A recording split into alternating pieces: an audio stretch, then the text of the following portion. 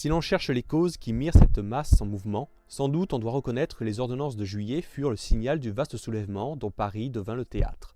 Mais il faut en montrer plus haut les véritables raisons.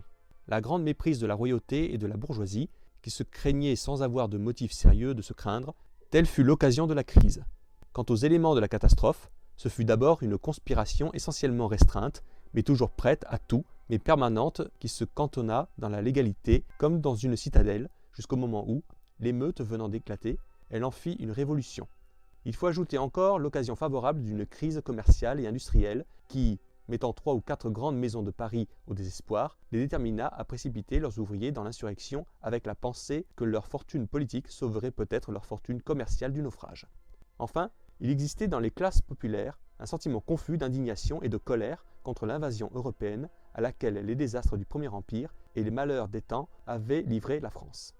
Les calomnies perfides d'une presse peu scrupuleuse sur les choix des moyens, corrompant ce sentiment noble et patriotique en lui-même, avaient fini par persuader à ces populations que la Restauration et l'étranger étaient solidaires, tandis que, loin d'avoir causé l'invasion, la Restauration, au contraire, en allégea le poids et rendit les conséquences moins funestes au pays.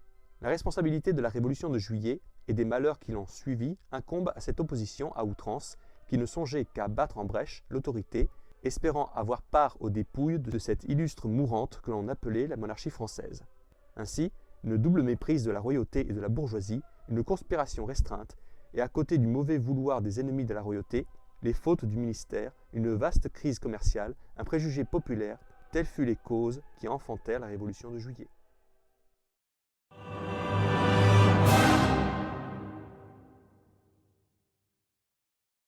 Si vous aussi vous avez apprécié cette vidéo et si vous pensez comme Napoléon, l'histoire est un mensonge que personne ne conteste.